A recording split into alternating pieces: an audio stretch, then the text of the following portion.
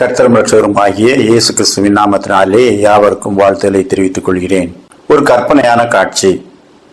சாத்தான் தன்னுடைய தூதர்களுக்கெல்லாம் பயிற்சி வகுப்பு நடத்தி கொண்டிருந்தான். அதிலே அவன் முக்கியமான ஒரு காரியத்தை சொன்னான். ஒழுங்காக தேவாலயத்துக்கு சென்று பக்தி செய்து வேதாகமத்தை வாசித்து குடும்பத்தோடு ஜெபிக்கிறவர்களை நீங்கள் எப்படி விளப்பண்ணுவது, அதை நான் உங்களுக்கு கற்பிக்கிறேன். முதலாவது, அப்படிப்பட்டவர்களுக்கு வேலையிலே ப்ரமோஷன் கொடுங்கள். அவருடைய வேலையை அநேகர் பாராட்டும்படி செய்யுங்கள்.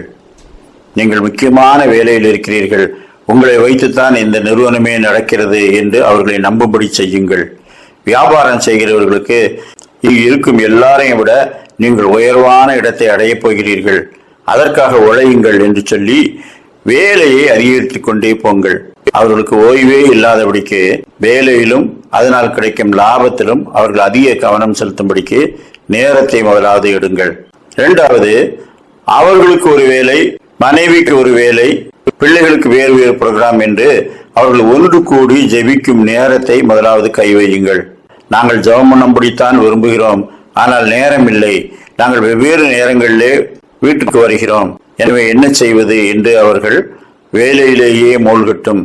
மூன்றாவது, கடவுளுக்கு என்ன செய்ய வேண்டும், காணிக்கை கொடுத்து விட்டு போகிறோம், எங்களால் பக்தி செய்ய முடியவில்லை, முன்பு போல் வேதத்தை வாசிக்க முடியவில்லை, சரீரத்தில் பலவீனம் இருக்கிறது என்று சொல்லி பலவிதமான காரியங்களை செய்ய சொல்லுங்கள்.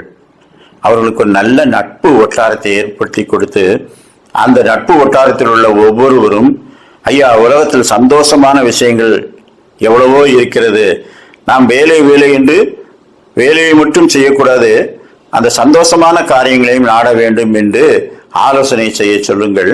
கிடைக்கும் அந்த ஓய்வு நாளிலும் சந்தோஷமானவைகளை தேடுங்கள். நம்முடைய வாழ்க்கையை சந்தோஷத்தை அனுபவிப்பதுதானே என்று அவர்களை நம்பும்படி செய்யுங்கள்.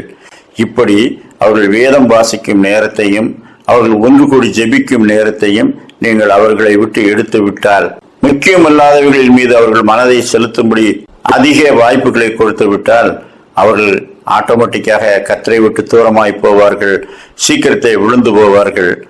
ஏற்கனவே இருக்கும் அநேக விழுந்து போனவர்களோடு நம்முடைய மக்களோடு சேர்ந்து விடுவார்கள் என்று சொன்னான். அப்படியா, நாங்கள் அப்படியே செய்கிறோம் என்று பிசாசுகள் புறப்பட்டு சென்றன என்று அந்த கதை இருக்கிறது. இன்றைக்கு யோசித்து பார்த்தால் அநேகரை வேலைகள் என்று சொல்லி தொழிலிலும் வேலைகளிலும் அதிக கவனம் செலுத்த வைத்து கர்த்தரிடத்திலே அவர்கள் செலவிடும் காலத்தை சாத்தான் பறித்து வருகிறான். குடும்பத்தோடு செலவிடும் நேரத்தை குறைத்து வருகிறான். பிள்ளைகளுக்கு கர்த்தருடைய சத்தியத்தை போதிக்க பெற்றோருக்கு நேரமே இருப்பதில்லை. அவர்கள் பொழுதுபோக்குக்கு என்று கணிசமான நேரத்தை செலவிட வேண்டியதிருக்கிறது. வேதத்தை வாசிக்கவும் தியானிக்கவும் குடும்பத்தோடு செலவிடவும் அதிக நேரத்தை எடுத்துக்கொள்வோம். அந்த நேரத்தை வேறு வேலைகள் பறித்துக் கொள்ளாதபடிக்கு ஜாக்கிரதை உள்ளவர்களாய் இருப்போம். ஆதலால் கர்த்தருக்குள் நான் உங்களுக்கு சாட்சியாக சொல்லி எச்சரிக்கிறது என்னவெனில், மற்ற பிரஜாதிகள் தங்கள் வீணான சிந்தையிலே நடக்கிறது போல நீங்கள் இனி நடவாமல் இருங்கள். உலகில் மற்றவர்களை பின்பற்றி அல்ல, தேவகுமாரனை பின்பற்றும் ஒரு வாழ்க்கை, அவர் நமக்கு நியமித்த சந்தோஷமான ஒரு வாழ்க்கை, நிச்சயத்தை குறித்து மகிழ்ச்சியாக இருக்கும் அந்த வாழ்க்கை, அதையே நாம் நாடுவோம். கர்த்தர் தாமே அப்படிப்பட்ட நல்ல சிந்தனைகளை நமக்கு தந்தருள்வாராக. ஆமேன்.